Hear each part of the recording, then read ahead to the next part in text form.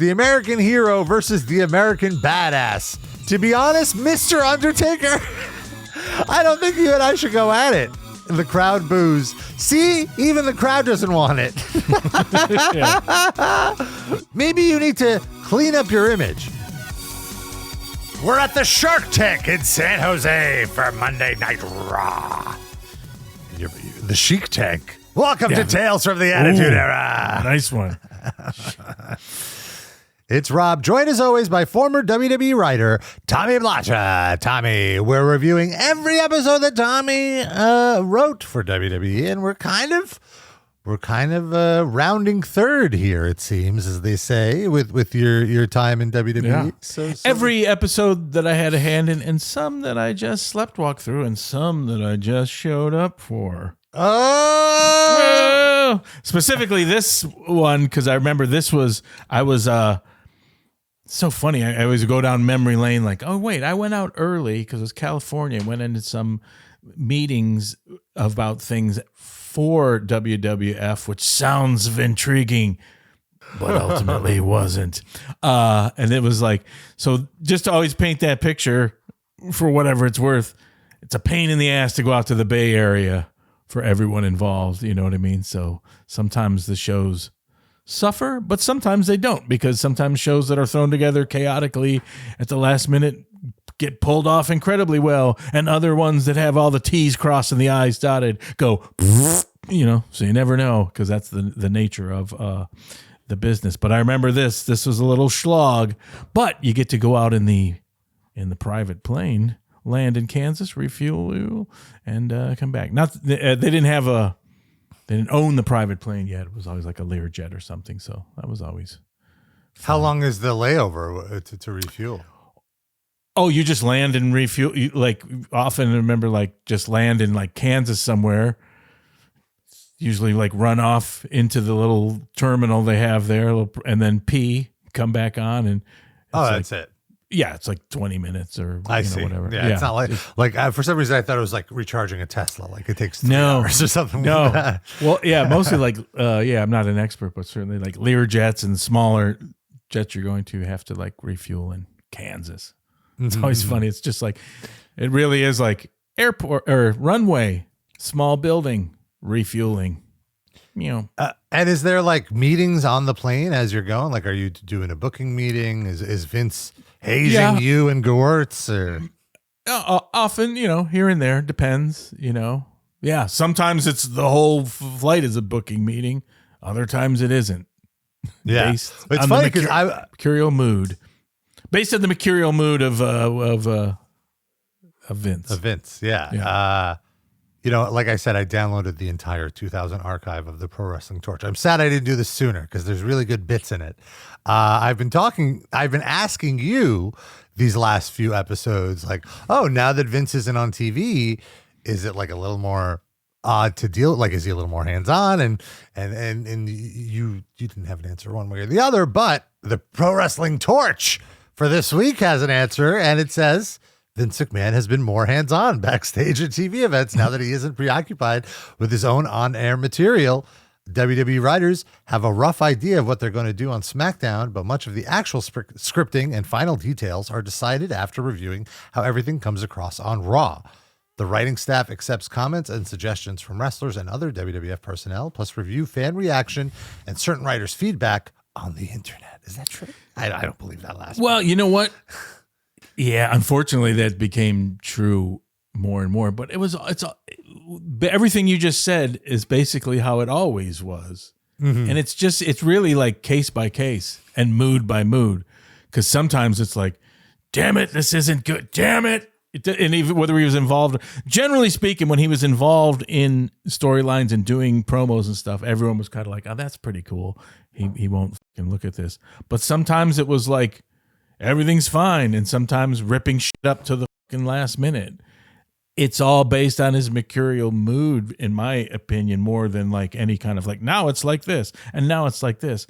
And certainly the stuff that started to suck was kind of like, oh, quarter-hour rating spikes. Oh, what's happening?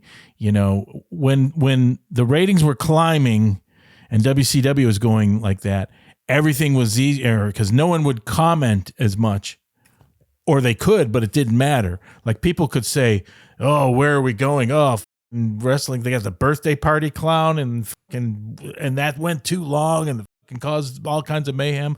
Holy shit, 8.5 rating." Everyone gets into, boom, everything's great.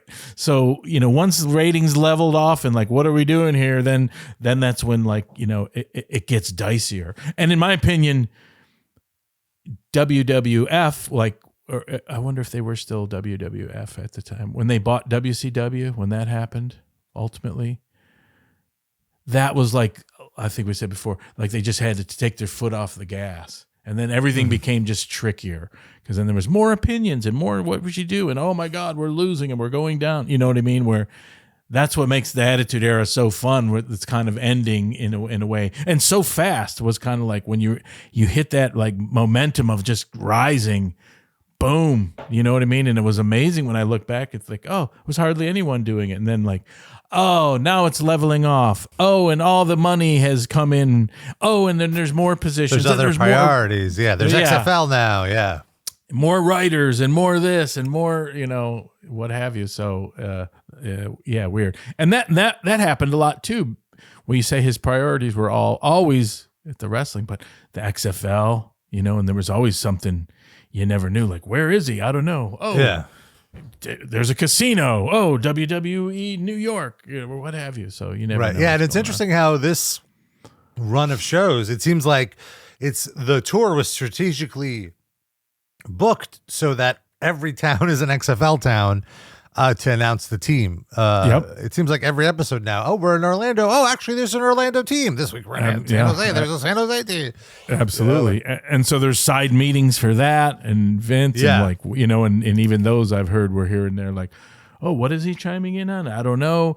Like I said, the predicament was like, oh, there's going to be all this stuff in store. Like, no, there isn't. There's just a guy starting a football league, which, as you know, like starting a football league has to be like a slow growth thing and not like a debut of a show. Yeah. You know what I mean? Like that's all happening. And speaking of WCW going out of business, the night prior to this was the infamous Vince Russo, Hulk Hogan Screwjob angle where it's murky now, but essentially Hogan and Russo agreed to this like script where Hogan, like Jarrett would lay down for Hogan and Hogan would become champion and say like, oh, I didn't agree to this and walk out. And then like it would all lead to a champion versus champion match down the line. But what happened is allegedly after Hogan had left, Vince Russo went back and in something that he didn't inform Hogan about, he did a shoot on Hogan, calling him a lazy piece of shit and all this stuff. And it resulted in a legitimate lawsuit because Hogan very clearly in his contract had creative control over all finishes and the way his character was portrayed. And this was a breach of his contract. And to me, as a smart Mark viewing fan, this is, while I think the like WCW is already far gone, this is like almost like the point of no return. In that I'm just like, well, I will say I did think it was awesome. I was so sick of Hogan at this point. I thought it was so great that Russo was like shitting on, like, finally, get him out of here. Right. But as a businessman now, or looking back now, I think it was a terrible decision. And I think it just further made it further increased the divide between the two companies, I think.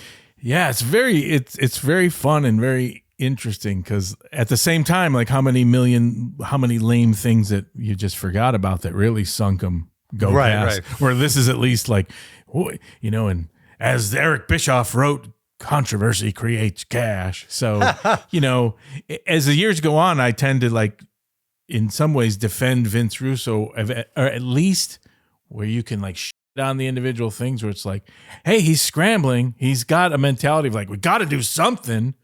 Yeah. Right? Yeah. You're right. We're remembering it now, 26 years later still. I remember it like it was yesterday. Yeah. And I was very happy because I really wanted the young guys in WCW to have a shot.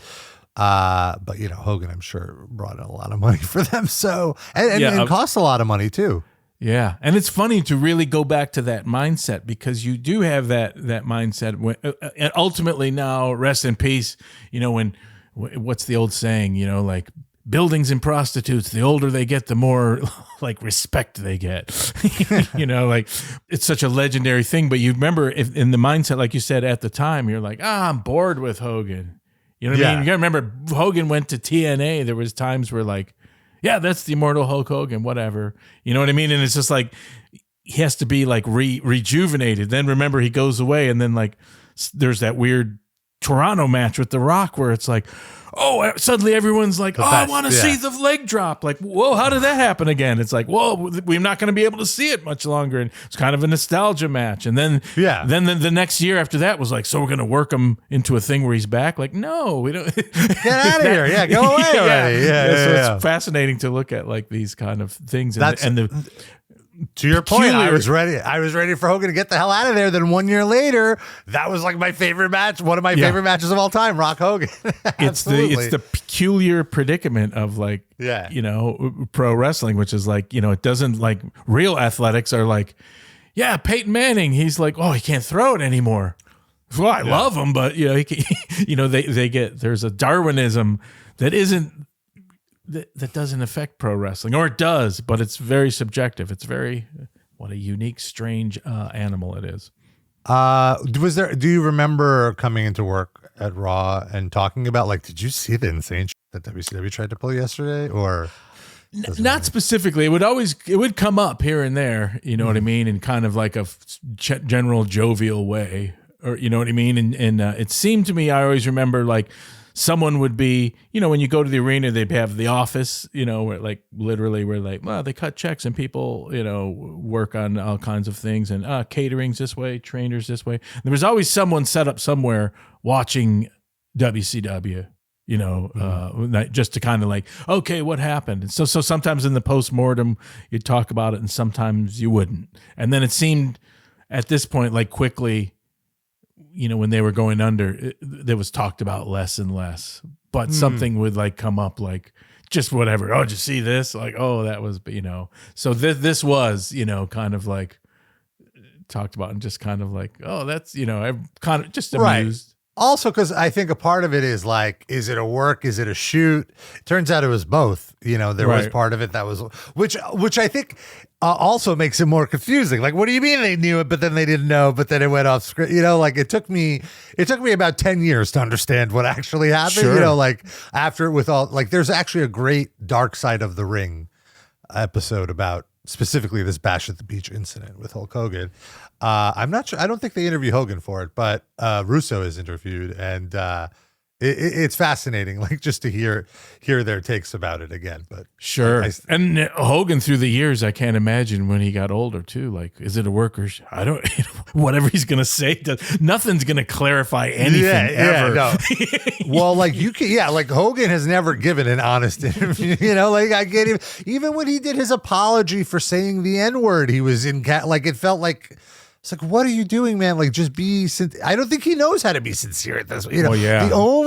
I'll take it back. The only time I ever heard Hogan being sincere is when he didn't think anyone was recording, which is when his son was in jail, and they released the phone call that his son made, like freaking out that he's in jail because he couldn't handle it. And Hogan, it was the first time I heard the actual Hulk, Terry Bollea of like being like, dude, don't worry about it. We'll get you out of there. We'll turn this into a wrestling angle or something like that. It was crazy. Yeah, it's kind of amazing. There's something out there on the internet I saw where someone like kind of like debunked all these things he said and like proved him as like weird lies, like kind of. Oh, yes. And they weren't even like malicious lies. It was just like, when I remember this happened, I was here, and it was like, oh, actually, you weren't even in WCW at that time, and this was like, no, this happened 2 years later.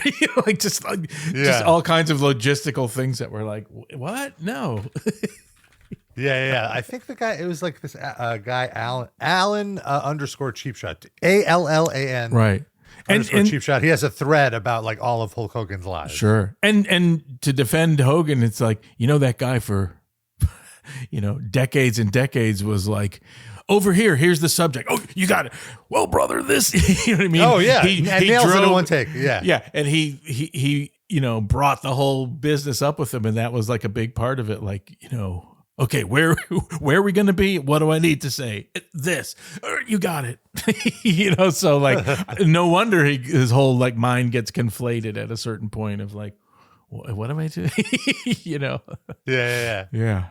All right, well, let's get into the show. We're in San Jose at the Shark Tank, nice, as Jim Ross calls it. And he informs us, Jim Ross, at the top of the show, Commissioner Foley is thousands of miles away on some promotional work in Asia. And this promises to be one of the most chaotic nights in WWE history. Big boast. I don't think that's true, but go on. I didn't even believe it at the time.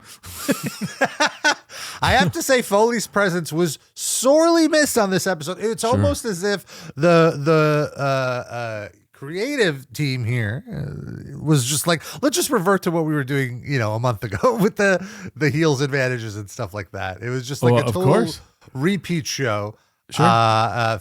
Felt like a few repeat angles in it, and one of them I'll get into it a little later. And everyone's coming in on long flights and this and that, and that's true. It is all kinds of it's one of those.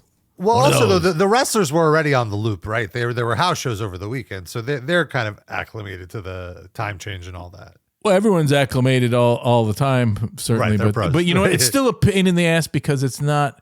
Also, it's an earlier show, right? And even though it's that's big, and even though it's the loop per se, it's the loop that is not gone to as much, especially for TV taping and stuff. Right, Florida, you know what I mean? Northeast, Florida, whatever, and then or like Chicago, Cleveland, or just even also Oakland, San Jose, getting around, the Bay Area too a little bit. That's like, dicey. Boston's a pain in the ass and whatever, but it just isn't. The traffic is crazy. Yeah, it's a little like unfamiliar.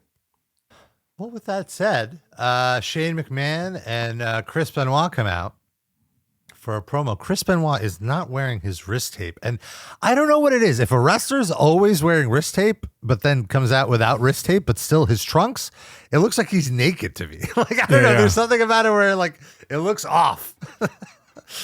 Oh, and as they're walking out, we get a rundown of the card tonight. We learn that Lita will take on Trish in a women's street fight. And I'm not quite sure, but it seems as though the rules are the same as an evening gown match because Lawler says it goes until somebody gets stripped of their street clothes. Okay. And then we also have Jericho versus Road Dogg. Well, this is basically... How do we get that in there? We just had an evening gown match. Pat Patterson, Briscoe, legend. We can't invoke that. Yeah, and also Lita in an evening gown. Yeah, and also just that's the thing that is like charming and weird about wrestling too. Like, how about a street, like the street clothes? We'll call it a street match. Okay, we're doing that. Also, like I love that no thought would be considered to like just let them wrestle, like let them have a street fight. But it was to serve the Steven Richards gimmick.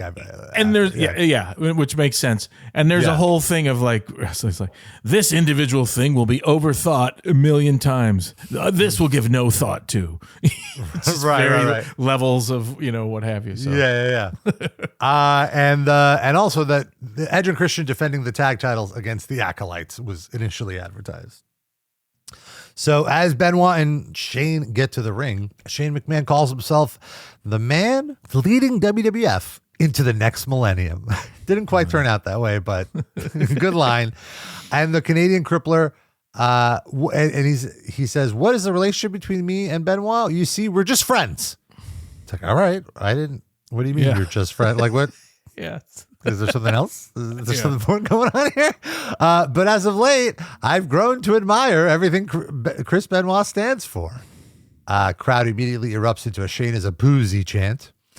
And he says, Chris Benoit is a man who's goal-oriented. Like, all of these Benoit promos now it takes second meaning to me, and it's so uncomfortable, you know, like he's a man who's goal-oriented, has deadly focus, cold-hearted, absolutely ruthless, equal opportunity offender. Like, we totally skipped over how last week, like, I noticed it more on SmackDown than on Raw. Like, him putting China in the crossface is very uncomfortable to watch. And in general, like I will say, like, now that we've watched 7 months of television with Benoit on, it's a little more normalized for me to see him on screen than when we first started seeing him. But still, and occasionally I get reminded, like, this is a murder. This is a double murderer. Yeah. Well, that's part of watching all kinds of like old stuff. Yeah, right. Yeah, it's not just wrestling. Sure, absolutely. Yeah, of course. Oh, Buffy St. Marie. Actually, she stole her native heritage. Oh, okay. The latest, Cesar Chavez. Oh, cancel the parade. I guess he was, I don't know. Yeah, the Cesar I just saw that too. That's crazy. Or even like I just saw a Naked Gun and O.J. Simpson pops up. It's like, whoa. Yeah. I forgot about that. No, so you might as well. I mean, I was watching some Great American Bash. Rock and Roll Buck Zumoff. Just like, I was watching, I had it on, my wife Allison, and I'm like, oh yeah, that guy, he's in prison, multi-year sexual relationship with his daughter. No bigs. Rock and Roll Buck Zumoff. Rock and roll. So anyway, Benoit says he's proud to call Shane a friend as well. He runs down Eddie Guerrero and The Rock, both of whom he attacked last week. He challenges The Rock to a non-title match tonight, and if he wins, he wants a shot at the pay-per-view. Very noble of Benoit. He's like, I don't want a title shot tonight. I want to prove I can beat you and then get the title shot. He made some weird joke about Foley getting dysentery on a South Asian tour, which to me reads a little racist. That like the food causes dysentery in South Asia, but okay. And says he and the what's your point? The heel being racist? Oh, that's fair. Yeah, he, like The Rock, will be talking out of both ends. Rock comes out, huge pop for The Rock. Chris Benoit, you have the nerve to come out here and ask The Rock to prove you wrong? If you think you're better than me, you're wrong. If you don't think Shane is a silver spoon, puppy, cheap punk son of a bitch, you're wrong. Of course, The Rock says this much better than I did. And the crowd goes, wow. Oh, no, don't sell yourself short. You're every bit the charisma of The Rock. Thank you. And if you don't think The Rock isn't going to whip your ass over San Jose tonight, you're wrong. Just bring it. So The Rock accepts. So we have our main event. Which I believe is the same main event as last week, I think. But still, it was good. West Coast trip. Go on. I am enjoying. I'm enjoying this elevation of the younger guys like Benoit and Jericho. It's nice. It's refreshing. As Rock's music plays to end the segment, Eddie and Chyna sneak in the ring and try to attack Shane and Benoit with chairs. A nice little detail here to make them not look like herbs. Give them their heat back a little bit. We get this CG like Google Earth graphic of Mick Foley's international travels, where he traveled from New York to LA to then like India and a few other countries and Korea. I'm almost like, is Foley even on this trip? Because they were really selling it hard. Then Too Cool come out for the next match, and TNA come out, and then we get a recap from Heat, where Trish attacked Lita on Heat last night. Despicable. Unbelievable. Then the Hardys come out. It's a triple threat match. Hardys immediately attack T&A. Lita tries to chase Trish around the ring. The match is super hot. The crowd was really, really hot for this show. It was a very promo-heavy show, I feel. But the crowd was really, really into it. Jeff hits a swanton. Albert runs in, double arm choke slams him. Tess steals the pinfall. The Hardys are eliminated. And then Lita immediately goes to attack Trish. Matt Hardy and Albert are fighting. The ref is distracted. Too Cool in the ring hit the worm on Test. They have the match won, but Tazz runs in and chokes out Scotty. So that gives Test the opportunity to get the win with the top rope elbow drop. Looks very nice. They should have just had a like Tazz. That's all he's been doing lately is like running in. They should have had like a cage that just like opened and Tazz is out again. He's out of his cage. Yeah, that would have been good. Would work for me. It would be better than this. So TNA get the win here. getting a little push, TNA. Backstage in the DX locker room, Triple H tells Road Dogg to take care of Jericho. DX is banned from ringside, or Triple H won't get a shot at Jericho at the pay-per-view, so it's just Road Dogg. Finally, we get Kevin Kelly approaching Tazz, asking him why he's doing what he's doing. And Tazz just goes, "So you want to talk to me? I don't think so." Which I didn't really like that. I thought it's a bad trope. Just do it. Just say it. Give your intention, please. But yeah, very clear. Tazz is super in the doghouse here. There's not much going on here with this angle. Chris Jericho came out. We learned that in the Torch, apparently during the house shows, Jericho got a little roughed up during his matches with Benoit. And there was a quote in the Torch that asked WWE wrestlers if any other moves should be banned for safety reasons, because there's a story going on that WWE is moving away from pile drivers and a few other moves that are a little too risky without special permission. And so the Torch asked one WWF wrestler if he thought any more moves should be banned for safety reasons. And his reply, everything in Jericho's offense. That's rough. Yeah, that's a little silly. Yeah.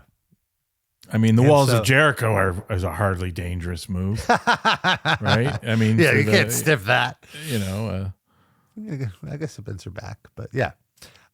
Very, very interesting start to the match.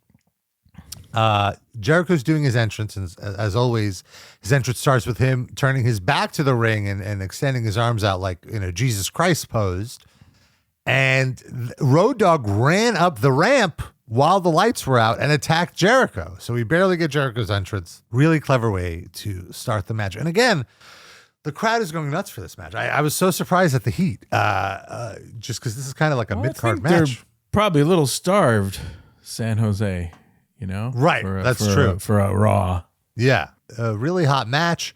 Road Dogg tries to go for a moonsault. I've never seen him try to go for a moonsault until this time. Misses big. Jericho quickly hits a lion salt, gets the 1, 2, 3. Immediately the camera cuts backstage and Triple H is beside himself. Breaks a lamp, doesn't he? Oh, I believe so, yes. Undertaker is here. He very cool way to introduce him on the show is he's on his bike and he's just driving through a hallway and all these crew members are just jumping out of the way to not get run over. Pretty fun. Undertaker comes out. He's not here to talk much because too many people are doing too much talking. Calls out Kurt Angle. American hero, what a load of crap. Oh my God. This is an Olympic gold medalist. It's so hard to criticize the Undertaker because you can't, because it's whatever, but it is kind of funny to what did he ever do? I'm going to talk because everyone's doing too much talking. By the way, blah, blah, blah. That's the fun of wrestling. It's very fun. What a load of crap. Angle stopped my brother and I from winning the tag titles. Then you poured milk and food on my Titan motorcycle, and you didn't even have the decency to clean it up. So is Undertaker implying if Kurt Angle actually cleaned it up, it would have been fine? He would have been that? Oh, it would have been better. That's true. Yeah. All right. But how would that have gone, Rob?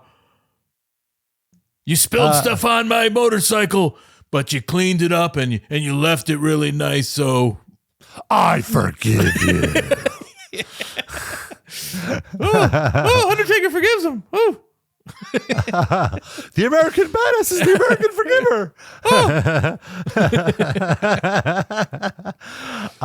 forgiver.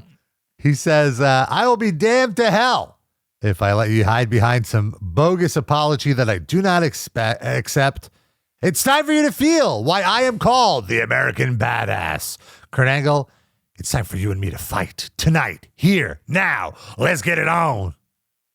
And Angle's music hits. And he goes, as they say on the streets, my bad. Yeah, amazing. A main event is so good. He goes, a main event match like you and I certainly can't be wasted on San Jose. Big heat for that. If a match like this were to occur, but it doesn't have to occur, but if it were, it would be at Fully Loaded. To be honest, Mr. Undertaker, I don't think you and I should go at it. The crowd boos. See, even the crowd doesn't want it. So good. And he goes, the American hero versus the American badass. If you even are that bad, I'm not sure Americans want to see a badass, period. Maybe you need to clean up your image. Here, I'll be right back. And then he returns wearing a helmet and bringing out a Vespa scooter. I guess it's technically a scooter, a power scooter. Forget about that big old gas-guzzling hog, says Kurt Angle, and take a look at your new energy-efficient scooter. Kurt Angle drives it around the ring. And Kurt says, I want you to accept my gift and ride what a real American rides. And Undertaker says, I'm going to kick your teeth so far down your throat, you'll be able to chew your own ass out. And then he chases Angle up the stage. The Vespa's up there. He just throws the Vespa off the stage. The scooter is ruined. Yep. How insulting. Can't accept a gift. Weirdly stole the show. Yeah, this was kind of the highlight of the show. Yeah. And it's just fucking Angle, like delivering it full belief, that face, that, you know what I mean? It's like, it's just astonishing still to think, not even a year later, like, what can this, if I'm watching those dark matches, like this guy's gonna, he's Gaga proof. He's, whatever. He's going to steal the show by riding this, you know what I mean, on paper. Yeah. And he rides a scooter. It's like, is that going to demean the Undertaker? This is Gaga during all this. Nope. Steals the show. He's great. He's the best. Yeah. That's why he was, that's why he's champion by the end of the year. Everyone agrees. Yep. Then it's time for the triple threat match. For the Intercontinental title, Kane versus Rikishi versus Val Venis. Val Venis sporting a new haircut. That's it. He's done with the long curls, looking like an 80s wrestler. He's got a more modern look now. This is intentional. He's really trying to move away from the porn star gimmick. He hasn't really been doing the, puns in his promos anymore. All right. It's good. It's beyond time. So I'm happy with it.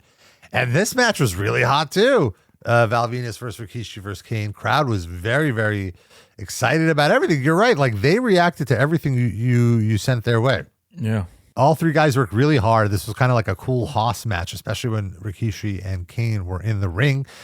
At one point, Val Venis gets a stink face, and he immediately grabs the belt and gives Rikishi a belt shot.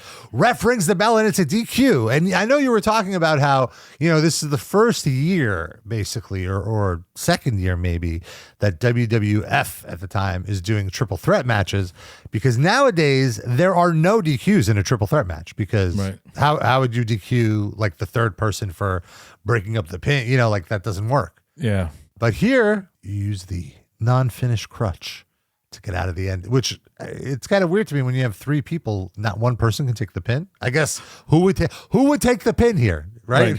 Kane has to look strong. Rikishi doesn't want to. I guess Rikishi could have taken house show vibes. But at house shows, the heels typically lose, do they not? Or, yeah, that's true. But still, house show vibe alert. Well, no finish to this match. Backstage, Stephanie finds Triple H sulking in the bathroom.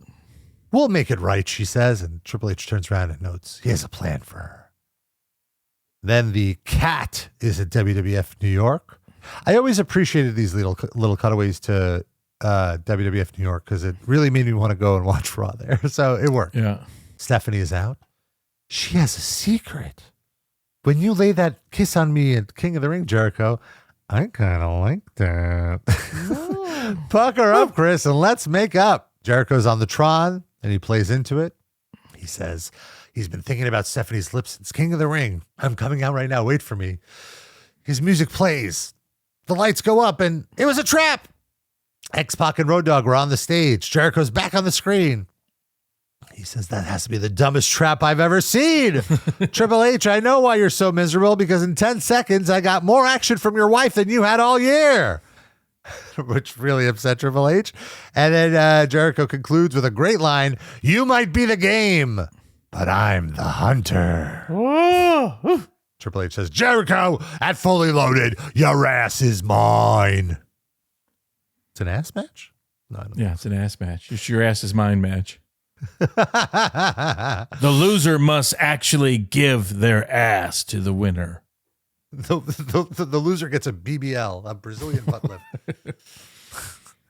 Edge and Christian are interviewed. They're, of course, scheduled to face the Acolytes in a tag title match. And Edge says, this totally reeks of hainosity, which I never remember that word, but I'm into it. Christian says he came down with the sniffles, so he can't wrestle tonight. So tonight, Edge should just face one of the Acolytes in his singles match since we can't defend our titles. And Edge chimes in, singles matches rule.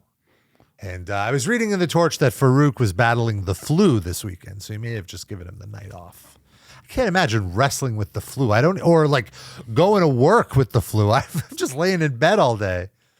Farouk's a tough guy. I'm sure all kinds of people have wrestled with the flu. Oh.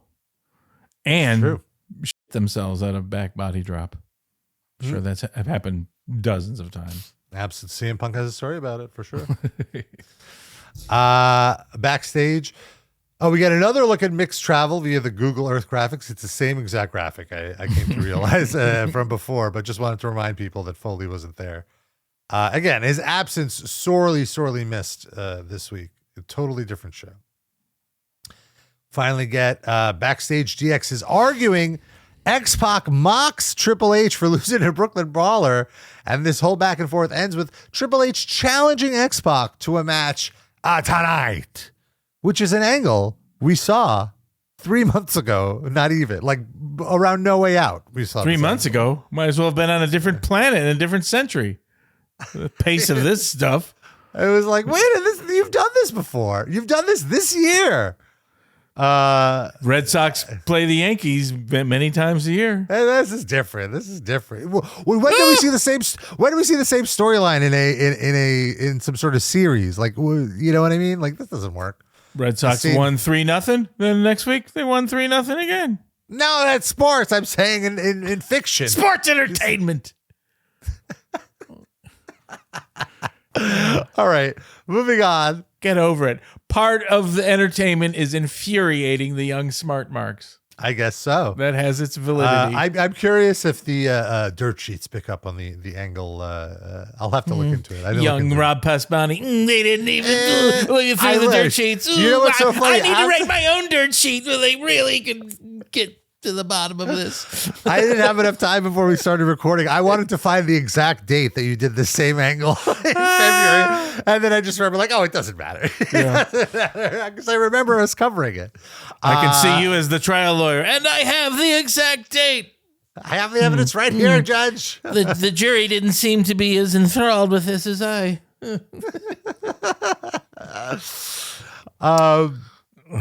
So then we get Edge versus Bradshaw. Bradshaw looks so good in this match. House of Fire to start, just destroying Edge. Christian gets on the apron at one point. Well, let's give little props to Edge for making Bradshaw look like this. Oh, I mean, Edge fed his body to Bradshaw. Yeah. Edge is one of the all-times, so don't. I don't want to seem like I'm knocking Edge. I love Edge. Since this is behind the scenes stuff, let's right. Let's get it right. And Edge didn't have the ego to not to turn down certain moves. Like let Bradshaw get all his shit in, and it engaged the crowd. It got the crowd really invested in the match. Yep. For the ending. So Christian gets on the apron. Farouk pulls him down. There's a lot going on here. So I have to give everyone credit for being in the right position. And because this could have just totally fell apart. So Farouk pulls him down. Then the ref gets out of the ring to split the two of them apart. And then he's basically on Farouk's ass to get back in the corner. So Christian sneaks off. He takes the ring bell, gets in the ring, and in one motion, as soon as he rolls in and stands up, Bradshaw's right there to give him an insane looking clothesline from hell. This is a Bruiser Brody, Stan Hansen level lariat. It's so, it's just, wow. It was stiff as hell. And because of that, Christian drops the ring bell. Bradshaw's distracted. Edge grabs the ring bell, knocks out Bradshaw, throws out the ring bell, gets the pin. Great way to give the heels the victory, make the faces look strong, look like they could still take away the tag team titles. And everyone looked great here. Everyone I would argue Bradshaw, you put him right with those other guys. I would argue that even you could say Stan Hansen delivered a Bradshaw level lariat. Oh.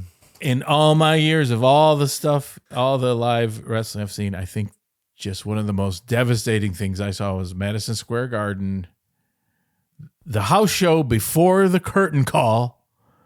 I think he was going against, what was the Portuguese man of war? I think it was. Oh, yeah, Aldo Montoya. Yeah, Yes. Aldo Montoya, clothesline.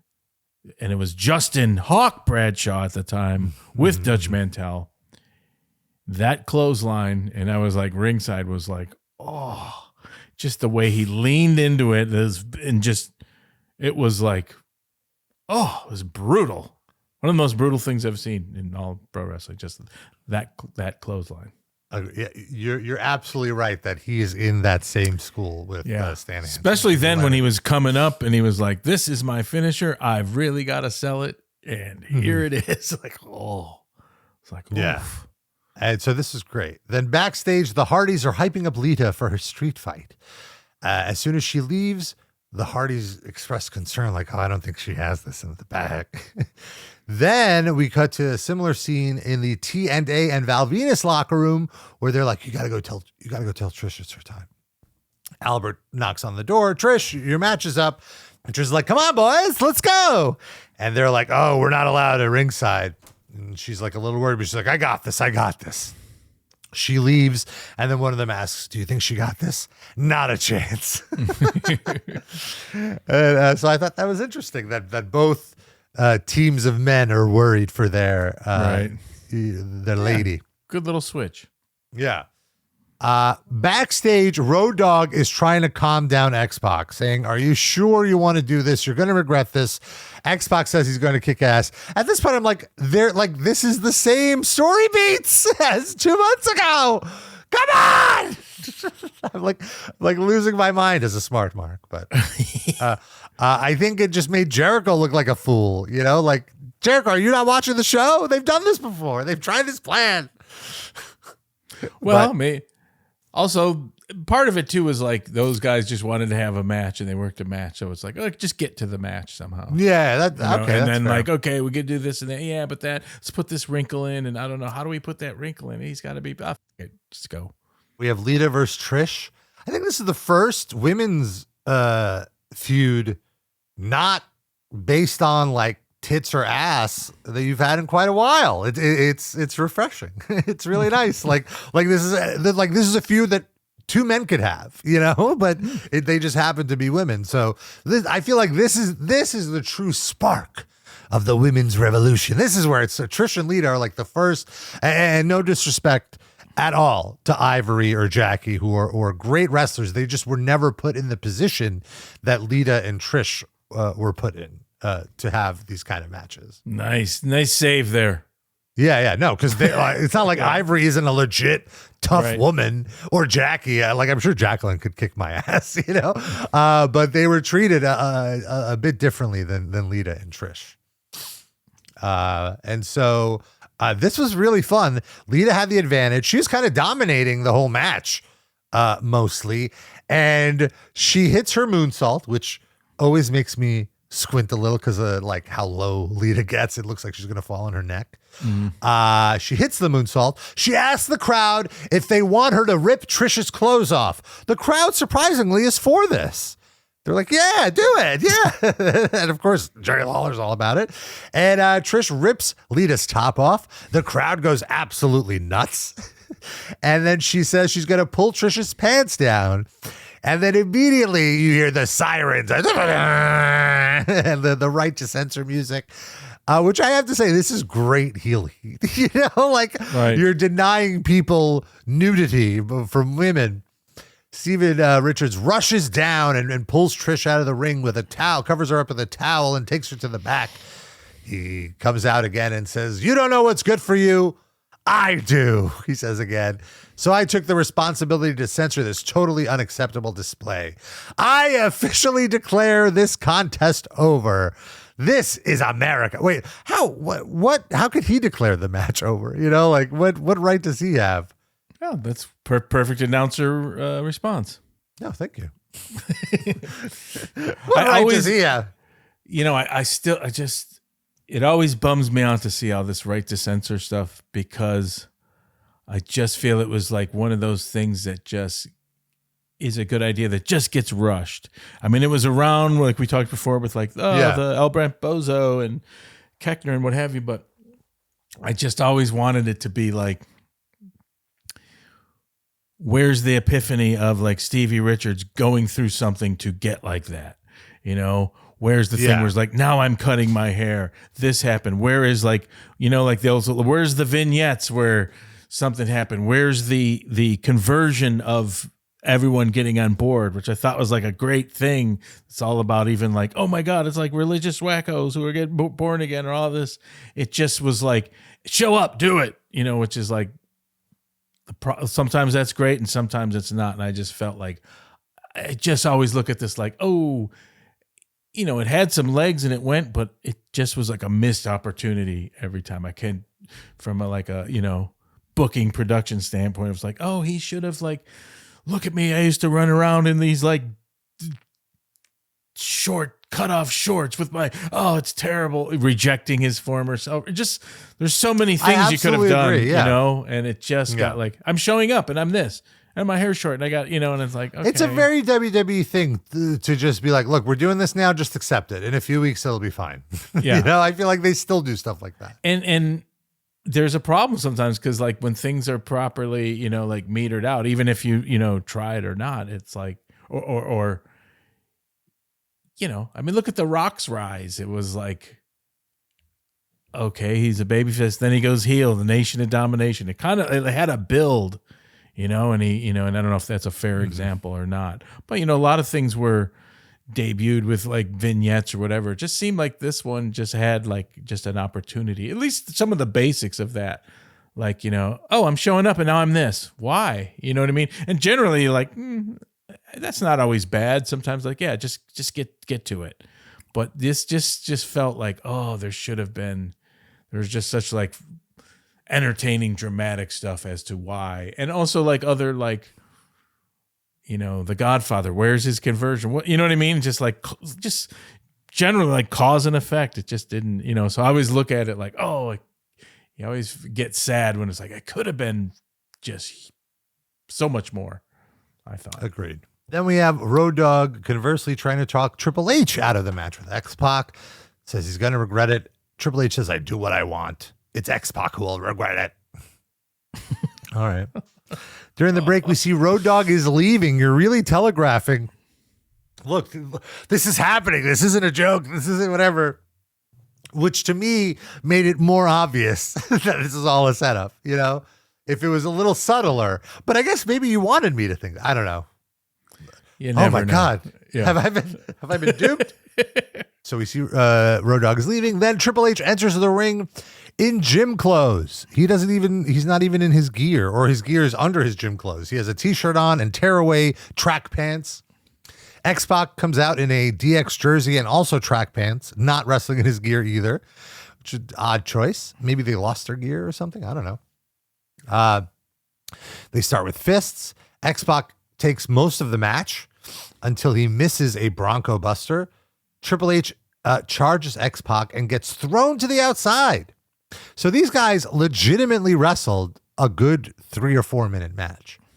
At this point, Jericho runs down to attack Triple H.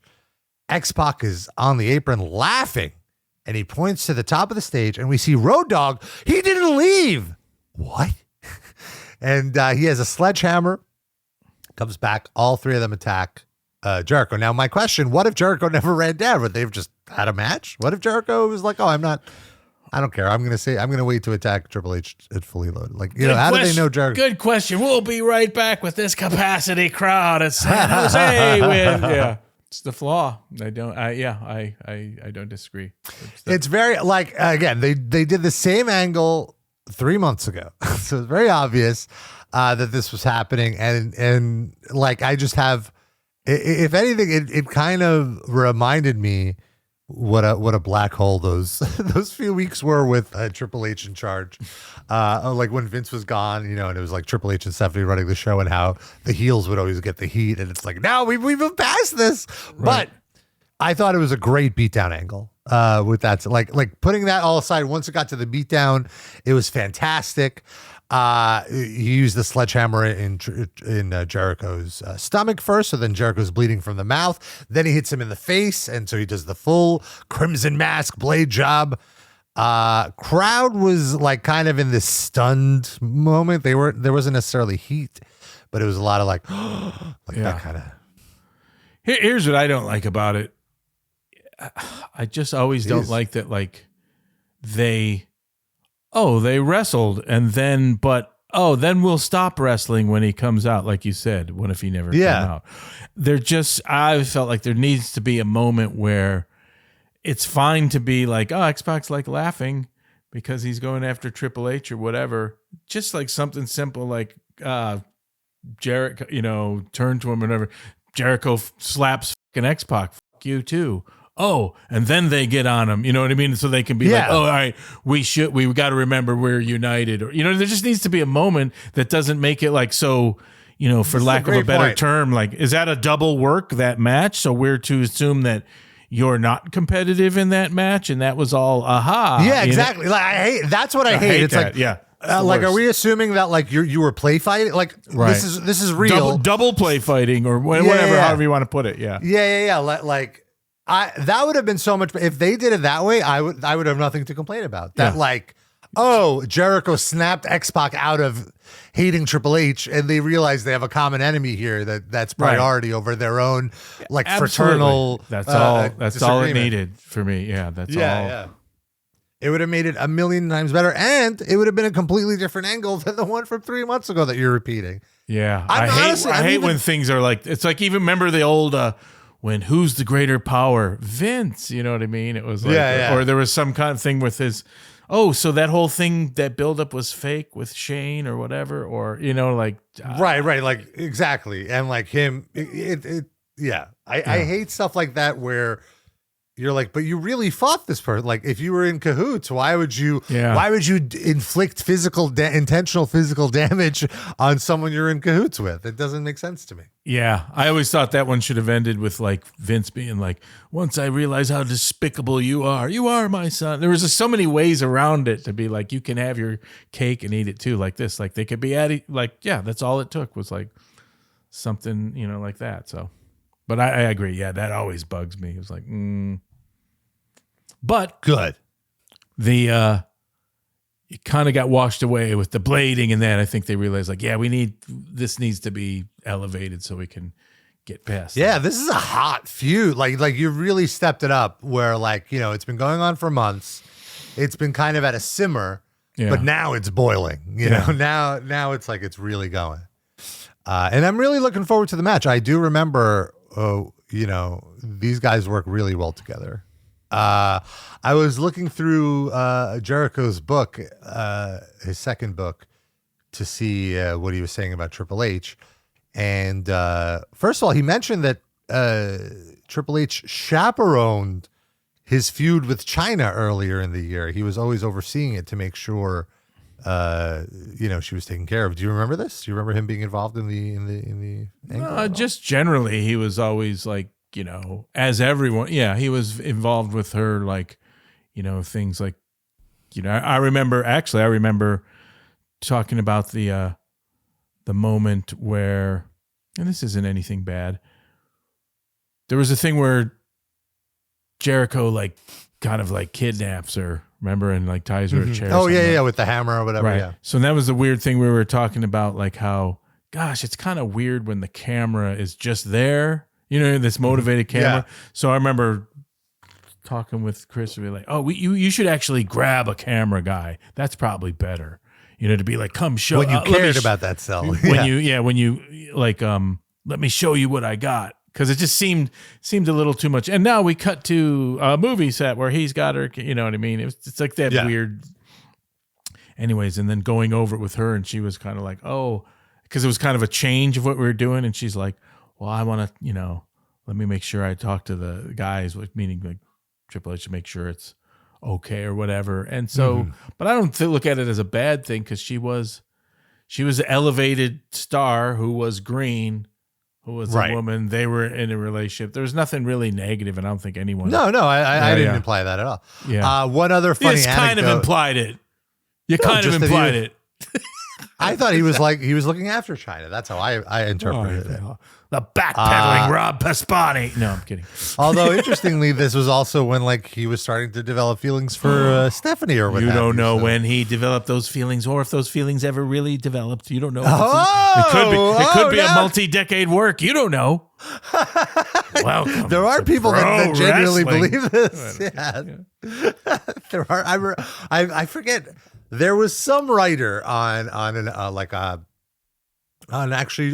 Pro Wrestling Torch's podcast, and it was like a call-in thing, and somebody said oh, Triple H is, the only reason he married Stephanie is to get ahead, and Wade Keller was this was already, right, this was 10 years ago, so they've been married forever at this point, and Wade Keller was so just come on, that's so ridiculous, they're truly, and the writer, I forget who it was, but the writer was like, I don't know. There's So anyway, one other small detail from Jericho's book that he mentioned, that he asked Triple H for suggestions to rename his finisher, the Walls of Jericho, which is of course a standing Boston Crab, deep Boston Crab, and Triple H suggested the standing torture device, the STD, and Jericho notes he wasn't sure if Triple H was ribbing him or not. It's a fun little anecdote there. All right, let's move on to the main event of the evening. It's The Rock versus Benoit.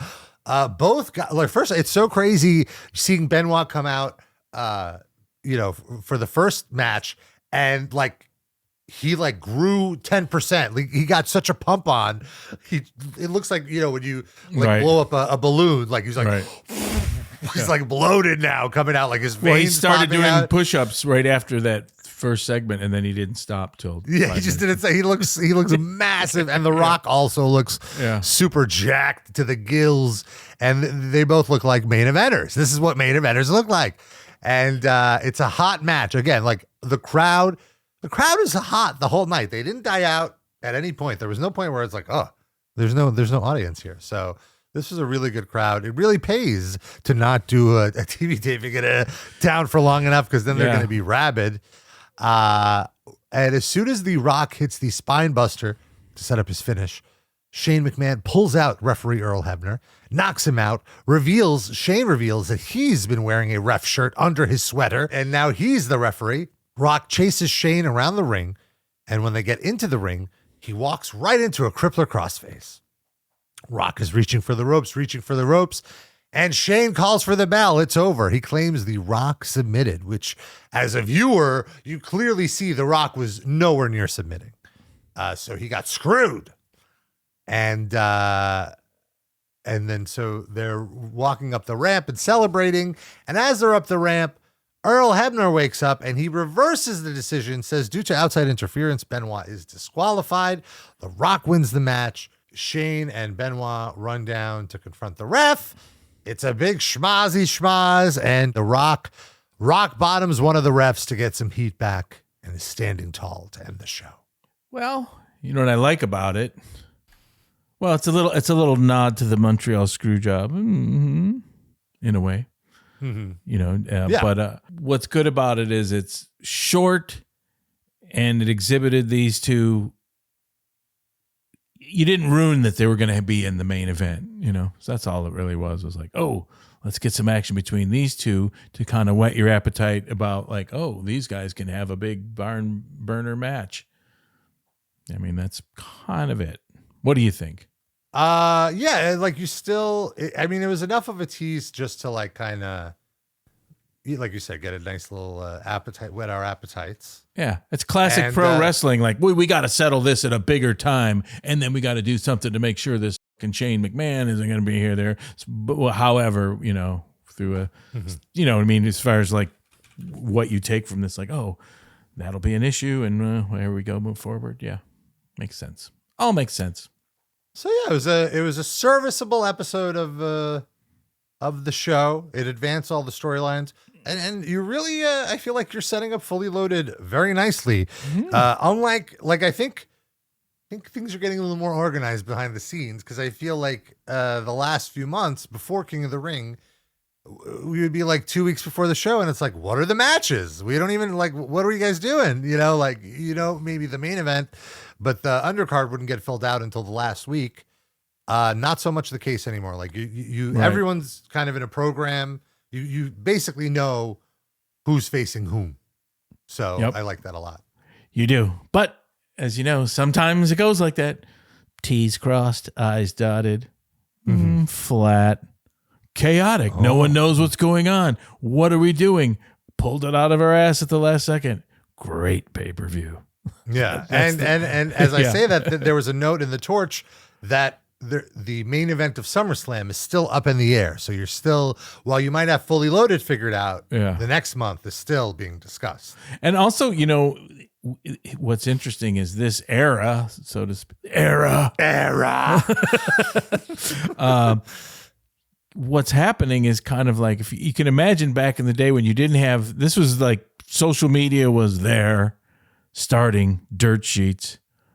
But before it was like, you could have stuff more planned out because no one was really, there wasn't like a big notion or, a big thirst or people like, oh, what is the match going to be? What is the match going to be? You know what I mean? Like no one really gave a shit in the Hogan era, like too much as far as, like what's happening. Then you're getting into this cycle of like, well, we got 12 pay-per-views a year or whatever. And what's it going to be? And this is all still kind of forming, so it's kind of like, ooh, maybe you shouldn't let people know what's going to happen. You know what I mean? It's kind of like there's this kind of myth, things should be double swerved. I don't know. It's kind of interesting where, the take now is like, oh, they don't know what they're doing. Like, is that negative? I don't know. You know what I mean? It's all interesting. It's the power. It's the birth of the powerful smart mark.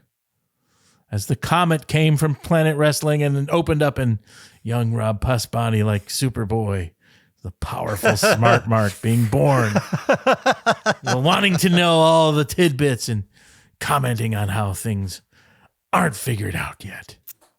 Well, I have to say, I always thought that following the backstage was far more interesting, especially after WCW folded, than what was happening on screen. So you're right. You're not off there. Yeah. No, it's interesting because sometimes the backstage is highly interesting, and then the fucking product is like suffering, and sometimes like, oh, backstage, everyone's getting along, great show. I know it's weird. I would argue like you and I, and maybe not many people, be like, ooh, I'd love to be backstage for NWO Sold Out.